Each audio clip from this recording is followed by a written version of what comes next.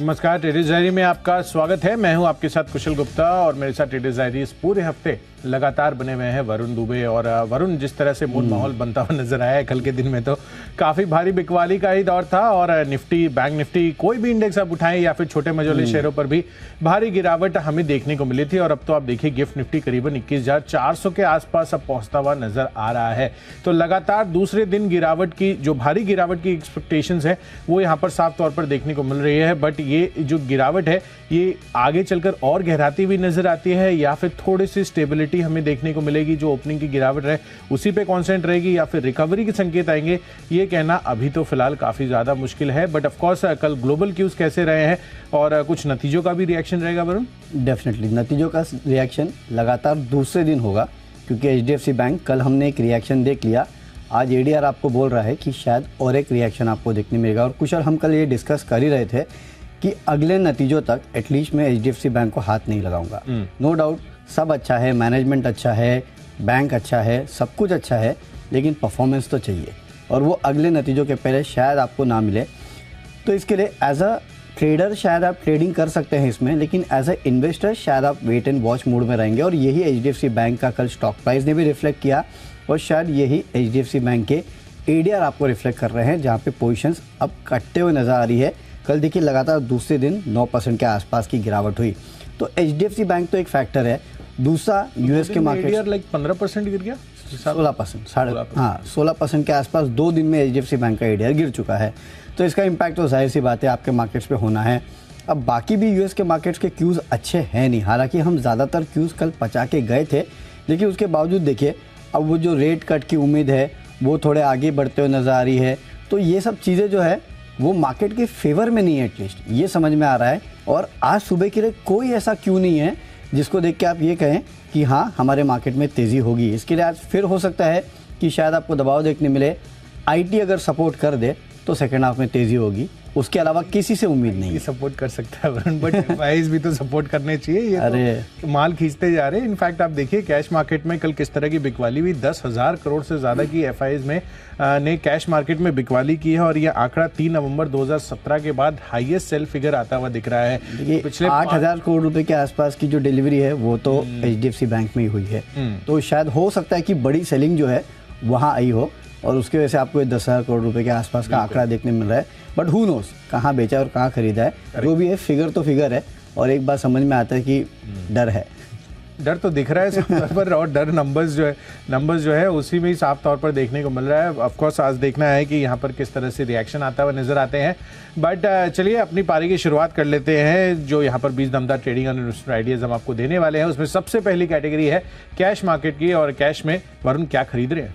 अच्छा, आजकल कुशल पहला स्टॉक मेरा या फिर उसके आसपास हमेशा रेलवे ही रहता है, क्योंकि खबरें इतनी आ रही है।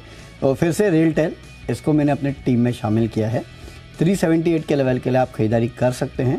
356 का स्टॉप लॉस रखना है। पिछले 2-3 दिनों से वैसे भी रेलवे ही चल रहा है और एक खबर भी इस कंपनी के लिए आई है कि साउथ सेंट्रल रेलवे से 82 करोड़ रुपीज़ का ऑर्डर इस कंपनी को मिला है। तो इस ऑर्डर विन के चलते तेज़ी हो सकती है। खरीदारी कीजिएगा रेलटेल के स्टॉक में। बिल्कुल। तो चलिए, रेलवे स्टॉक्स लगातार फोकस लिस्ट में बने हुए हैं हमारे और यहाँ पर खरीदारी का मूड माहौल देखने को मिल रहा है। कैश मार्केट में मेरी तरफ से है JK टायर का काउंटर, यहाँ पर खरीदारी करने की राय है। आप देखिए कल के दिन में बहुत सरप्राइज मूव MRF के काउंटर पे आता हुआ दिखा था। 10% का स्पाइक का उसने दिया और उसके पीछे पीछे अपोलो टायर, JK टायर, तमाम ऐसे स्टॉक्स थे जो मिड सेशन के दौरान यहाँ पर एक स्पाइक दिखाते हुए नजर आए। बट ऑफकोर्स बाजार की उसके बाद जो गिरावट होती हुई नजर आई वहाँ से थोड़े से ढीले होते हुए भी दिख रहे थे। बट ऑफकोर्स मुझे लग रहा है कि JK टायर कच्चा तेल काफी नियंत्रण में है और पिछले 1 महीने में आप देखेंगे तो यहाँ पर एक ग्रोइंग ट्रेंड आपको इसके चार्ट्स पर आता हुआ नजर आएगा। तो 415 रुपए के टारगेट के लिए JK टायर में करिए खरीदारी, 395 रुपए का रखिए स्टॉप लॉस। चलिए आगे बढ़ते हैं डेरिवेटिव स्पेस की कैटेगरी की तरफ और उसमें फ्यूचर्स में सबसे पहला बिकवाली का कॉल है मेरी तरफ से आज कोटक महिंद्रा बैंक पर। आप देखिए कल के दिन में भी जिस तरह से HDFC बैंक समेत अन्य कई बैंकों की गिरावट रही, उसमें कोटक बैंक भी शामिल था और ऑलमोस्ट 4.25% का डीप कट कोटक बैंक में आता हुआ नजर आया। तो मुझे लग रहा है कि जो कल के दिन में चार्ट पर इसकी कमजोरी, स्टॉक में कमजोरी आती हुई दिखी और फर्दर गिरावट यहाँ पर देखने को मिल सकती है। 1825 1840 के लेवल से 1780 रुपए के लेवल्स पर आ चुका है। 1730 रुपए नया टारगेट बनाइए। 1810 रुपए हायर साइड पर आपको स्टॉप लॉस लेकर चलना है। कोटक बैंक बिकवाली करें। चलिए मेरे तरफ से भी फ्यूचर्स में एक बैंकिंग स्टॉक ही है जहाँ पे बिकवाली करना है और ये रिपीट है HDFC बैंक। आज का नो ब्रेनर है क्योंकि एडिया 9% गिरा है तो हो सकता है प्रेशर देखने मिले। 1500 के लेवल के लिए बिकवाली कीजिएगा, 1560 का स्टॉप लॉस रखना है। अगली कैटेगरी ऑप्शंस की है। परसिस्टेंट सिस्टम 7700 का कॉल ऑप्शन आपको खरीदना है। 260 के लेवल के लिए 180 का रखेगा। बोर्ड की प्लेट पे विचार करने वाले हैं तो इस खबर के चलते तेजी हो सकती है। कॉल ऑप्शन के जरिए तेजी की पोजीशन आप बना सकते हैं। बिल्कुल, तो चलिए ऑप्शन कैटेगरी में मेरी तरफ से है एशियन पेंट्स का कॉल ऑप्शन खरीद कर चलना है। कल आप देखिए मार्केट आज के दौरान ही इसके नंबर आते हुए दिखे थे, वॉल्यूम ग्रोथ बढ़िया रही थी, जितना अनुमान था उसके हिसाब से आते हुए दिखी और मार्जिन्स पर बढ़िया ग्रोथ हमें देखने को मिल रहा था। बट हालांकि कल की बाजार की जो भारी बिकवाली थी उसमें ये स्टॉक भी कहीं ना कहीं पार्टिसिपेट नहीं हो पाया। इसके जो नतीजों का रिएक्शन आना था वो कहीं खोकर रह गया। बट मुझे लग रहा है कि आज बाजार में अगर थोड़ी बहुत भी स्टेबिलिटी रहती है तो एशियन पेंट जरूर खरीदारी कर चलिए, अच्छी तेजी आज दिखा सकता है। 3240 रुपए का at the money call option खरीद कर चलना है। 85 रुपए पर उपलब्ध है। 115 रुपए का टारगेट बनाइए, 60 रुपए का आपको रखना होगा यहाँ पर स्टॉप लॉस। बढ़ते अपनी अगली कैटेगरी जो है टेक्नोपिक, वरुण बताए। तो कुशल, खरीदारी के तो हमने काफ़ी कॉल्स दिए, कुछ बिकवाली के भी कॉल्स ले रहा हूँ मैं अपने टीम में हेज के लिहाज से बेसिकली, क्योंकि अगर HDFC गिरेगा तो जाहिर सी बात है बाकियों को साथ में लेके गिर जाएगा। तो एक ऐसा ही टेक्निकली कमज़ोर चार्ट वाला स्टॉक है GNFC। यहाँ पे आप बिकवाली कर सकते हैं 715 के लेवल के लिए। 744 का स्टॉप लॉस रखिएगा। कोई दिक्कत नहीं है, फंडामेंटली कुछ नहीं है, लेकिन अगर मार्केट गिरता है तो गिरावट आ सकती है और पिछले कुछ दिनों से लगातार गिरावट हो भी रही है। तो चार्ट्स कमज़ोर हो चुके हैं, बिकवाली कीजिएगा GNFC में। बिल्कुल, तो चलिए GNFC में बिकवाली करने की राय आ रही है वरुण की तरफ से। मेरी तरफ से बायोकॉन ये काउंटर है जहां पर बिकवाली करने की राय है। कल भी आप देखिए 2.5 से 3% तक लुढ़कता हुआ नजर आया था एंड ओवरऑल जिस तरह की तेजी इसने बनाई थी अब ये ठंडा होता हुआ दिख रहा है और धीरे धीरे गिरावट यहाँ पर देखने को मिल रही है। बैन से बाहर भी आ चुका है स्टॉक, हो सकता है कि फ्रेश शॉर्ट आज यहाँ पर आपको देखने को मिले। तो 280 रुपए की क्लोजिंग रही है, 271 रुपए का टारगेट बनाइए, 285 रुपए का हायर साइड पर आपको रखना होगा स्टॉप लॉस। चलिए टेक्नोपिक की तो बात हो गई है, आगे बढ़ते हैं फंडा पिक की तरफ। और फंडा पिक में ऑटो एंसिलरी कंपनी सुप्राजीत इंजीनियरिंग है, यहाँ पर फोकस कर चलना है। केबल्स और लैंप्स बनाने वाली एक ऑटो एंसिलरी कंपनी है और धीरे धीरे जिस तरह से ग्लोबल स्तर पर ये विस्तार कर रही है उस वजह से मुझे लग रहा है कि मार्केट वाइड अगर आप स्पेसिफिकली इसकी पोजीशंस देखेंगे तो वो आगे चलकर बढ़ती हुई नजर आ सकती है। और अगर आप देखें तो यहाँ पर ROE और साथ ही अन्य जो पैरामीटर्स है उस पर भी कंपनी खरी उतर रही है। करीबन 14-15% की रिटर्न ऑन इक्विटी है कंपनी की एंड हिस्टोरिकली कंपनी ने काफ़ी बढ़िया प्रदर्शन किया है और इस वजह से मुझे लग रहा है कि इस ऑटो एंसिलरी स्पेस में की कंपनियों में आप सुप्राजीत इंजीनियरिंग, गैब्रियल इंडिया जैसे स्टॉक जरूर देखें। अगले एक साल में 500 रुपए के टारगेट्स आपको ये काउंटर दिखाता हुआ नजर आ सकता है। चलिए मेरे तरफ से फंडा पिक एक ऑटो कंपनी है M&M। 1630 के लेवल के खरीदारी कीजिएगा, 1580 का स्टॉप लॉस रखना है। इस कंपनी की सब्सिडरी है महिंद्रा एरोस्ट्रक्चर। इन्होंने एयरबस के साथ एक करार किया है। एयरबस कमर्शियल मॉडल के लिए मेटेलिक कंपोनेंट मैन्युफैक्चरिंग और सप्लाई करने के लिए करार किया है और भारत में इसकी मैन्युफैक्चरिंग होगी। तो जाहिर सी बात है इसका इम्पैक्ट M&M पे देखने मिलेगा। खरीदारी कर सकते हैं 1630 के लेवल के लिए। अगला स्टॉक है निवेश का स्टॉक PFC। खरीदारी कीजिएगा, 450 के लेवल 6 महीने में देखने मिल सकते हैं। देखिए HDFC बैंक की प्रॉब्लम है नो डाउट, उसके चलते बाकी NBFCs और बैंकिंग स्टॉक्स में दबाव देखने मिल रहा है। थोड़े बहुत जो स्टॉक्स जिनकी ये दिक्कत नहीं है वहाँ पे आप खरीदारी कर सकते हैं, उसमें से PFC REC एक है। साथ ही साथ CLSA की रिपोर्ट भी आई है जिन्होंने अपना लक्ष्य 360 से बढ़ा के 490 का किया है। मुझे लगता है CLSA का लक्ष्य जो है वो पक्का आने वाला है। 6 महीनों में 450 के लेवल के लिए आप भी यहाँ पोजीशन ले सकते हैं। बिल्कुल, तो चलिए यहाँ पर ज़रूर पोजीशन लेकर चलिए। PFC लगातार यहाँ पर जिस तरह का ट्रेंड बना है वो काफ़ी ज़्यादा फायदे दे सकता है आगे चलकर भी। चलिए निवेश के लिहाज से मेरी तरफ से है पावर ग्रिड का काउंटर, यहाँ पर खरीदारी करनी है। सरकारी कंपनी है और अगले एक साल में 300 रुपये के लक्ष्य के लिए यहाँ पर खरीदारी कर सकते हैं। स्पेसिफिकली अगर आप कंपनी के देखेंगे तो पावर सेक्टर स्पेस की कंपनी है, लगातार फोकस में रही है और तमाम आप देखिए PFC, REC और जितने भी अन्य टाटा पावर जैसे स्टॉक्स हैं वहाँ पर किस तरह की तेज़ी बनती हुई नजर आई है। और डिविडेंड यील्ड के लिहाज से भी आप देखिए तो बेहतरीन स्टॉक है, 4.5-5% की डिविडेंड यील्ड भी ये देता हुआ नजर आता है। रिटर्न ऑन इक्विटी भी 20% के आसपास की है। तो अगले एक साल में 300 रुपए के टारगेट के लिए पावर ग्रिड में खरीदारी कर चल सकते हैं निवेश के पर्सपेक्टिव से। आगे बढ़ते हैं खबरों के लिहाज से, और यहां पर मैंने स्टॉक चुना है आरईसी का। तर्क सिमिलर है, सीएलएससी की यहां पर भी अच्छी रिपोर्ट आती हुई दिख रही है। खरीदारी की राय बरकरार रखते हुए लक्ष्य 510 रुपए के अब इन्होंने दे दिया है। पहले टारगेट ये 340 रुपए के दे रहे थे, तो सिग्निफिकेंटली यहां पर टारगेट्स बढ़ाए गए हैं। 440 रुपए के टारगेट के लिए यहां पर खरीदारी कर चलिए, और आपको स्टॉप लॉस रखना है 422 रुपए का। चलिए, मेरे तरफ से खबरों के दम पे जैगल प्रीपेड खरीदारी कीजिएगा 217 के लेवल के लिए। 205 का स्टॉप लॉस रखना है। इन्होंने टोरेंट गैस के साथ एक करार किया है, क्लोज लूप फ्लीट प्रोग्राम के लिए करार किया है। 2 साल में 200 करोड़ रुपए के आसपास का ग्रॉस ट्रांजैक्शन जो है इसका अनुमान लगाया जा रहा है, तो उसके चलते जैगल प्रीपेड में तेजी हो सकती है।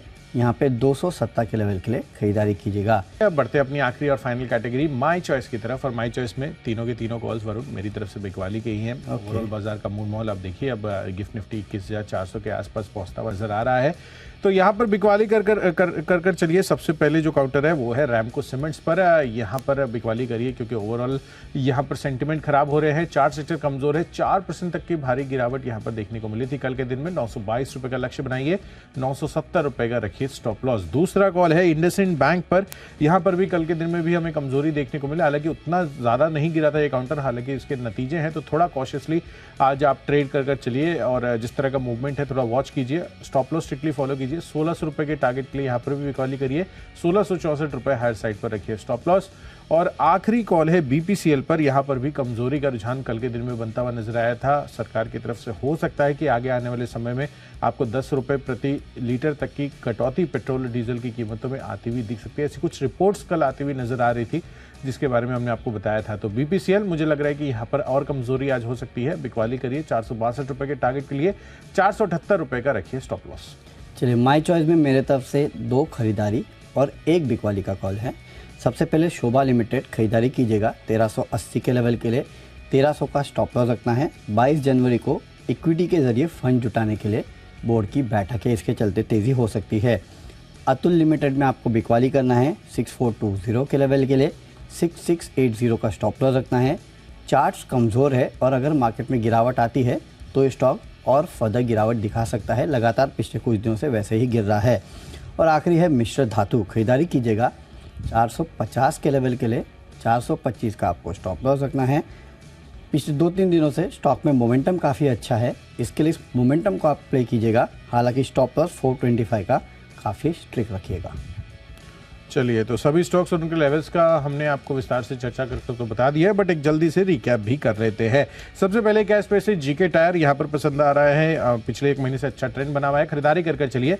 कोटक महिंद्रा बैंक पर आपको बिकवाली करनी है। वीकनेस यहाँ पर कल के सत्र में भी देखने को मिली एचडीएफसी बैंक के साथ साथ। और एशियन पेंट्स दूसरी तरफ खरीदारी कर चलिए। कल मार्केट आज के दौरान नतीजे आए थे, हो सकता है कि आज यहाँ पर सपोर्ट मिलता हुआ नजर आए। बायोकॉन यहाँ पर बिकवाली कर चल सकते हैं, चार्ट स्ट्रक्चर कमजोर है। साथ ही लंबी अवधि के लिए सुपराजित इंजीनियरिंग और पावर ग्रिड यहाँ पर खरीदारी कर चल सकते हैं। खबरों के लिहाज से आरईसी फोकस में रहेगा, सीएलएससी की बढ़िया रिपोर्ट आई है। पर दूसरी तरफ माई चॉइस कैटेगरी में रैमको सीमेंट, इंडसइंड बैंक समेत बीपीसीएल में कर चलनी है बिकवाली। और इन सब में आज के लिए बेस्ट पिक बन रहा है पावर ग्रिड का, सरकारी कंपनी है। पावर स्पेस वैसे भी बजिंग है। अगले एक साल में 300 रुपए के टारगेट के लिए खरीदारी कर चले। कैश में रेल टेल में आपको खरीदारी करना है। साउथ सेंट्रल रेलवे से 82 करोड़ के ऑर्डर मिले हैं। फ्यूचर्स में एचडीएफसी बैंक का फ्यूचर्स बेचिएगा, एडीआर में गिरावट है। ऑप्शंस में परसिस्टेंट सिस्टम का 7700 का कॉल ऑप्शन खरीदना है। टेक्निकली जीएनएफसी कमज़ोर लगता है, फंडामेंटली एमएनएम पसंद आता है। निवेश करना है पीएफसी में 450 के लेवल अगले 6 महीने में देखने मिलेंगे। खबरें जैगल प्रीपेड में है, खरीदारी कीजिएगा। माई चॉइस में शोभा लिमिटेड और मिश्र धातु में करनी है खरीदारी, लेकिन अतुल लिमिटेड में करनी है बिकवाली, चार्ट कमज़ोर है। आज का बेस्ट पिक है परसिस्टेंट सिस्टम, 7700 का कॉल ऑप्शन खरीदना है 260 के लेवल के लिए। 20 जनवरी को बोर्ड की बैठक है, शेयर विभाजन पे ये विचार करेंगे, इसके चलते स्टॉक में आज तेजी हो सकती है। चलिए, तो सभी स्टॉक्स और उनके लेवल्स का हमने रिकैप तो आपको कर कर बता दिया है, बट ऑफ कोर्स आज के बाजार पे आपको ध्यान देना काफ़ी ज़्यादा ज़रूरी हो जाता है, क्योंकि कल आप देखिए जिस तरह की भारी बिकवाली हुई, गिफ्ट निफ्टी आज भी वही इंडिकेशंस दिखा रहा है। 200 अंकों की करीबन यहाँ पर गिरावट हो चुकी है। 21,400 के नीचे अब गिफ्ट निफ्टी आता हुआ नजर आ रहा है। तो इन सभी संकेतों को किस तरह से आज आपको समझ कर चलना है, ये जानना काफ़ी इंटरेस्टिंग होगा। तो चलिए, सभी संकेतों को डिटेल में डिकोड करने के लिए सीधे चलते हैं शेयर बाजार लाइव में अनिल सर और दीप के पास। दीप हमारे साथ जुड़े हुए हैं अभी। गुड मॉर्निंग दीप। गुड मॉर्निंग कुशल, गुड मॉर्निंग वरुण। बिल्कुल एक और मिड वीक सेशन है, क्योंकि ये लंबा हफ्ता है, 6 दिनों का। सैटरडे को भी हमें काम करना है और लग रहा है कि जितना ज्यादा काम करना है उतनी ज्यादा बाजार भी गिरावट दिखा रहे हैं। कल तो एक ऐतिहासिक गिरावट आई थी, आज भी संकेत तो कमजोर हैं। क्या आज भी वीकनेस बनी रहेगी? निफ्टी की आज वीकली एक्सपायरी है, यहां से कैसा प्रेशर आ सकता है और क्या डिप के बाद बाजार सपोर्ट लेने की कोशिश करेंगे? इन सभी सवालों का जवाब मिलने वाला है।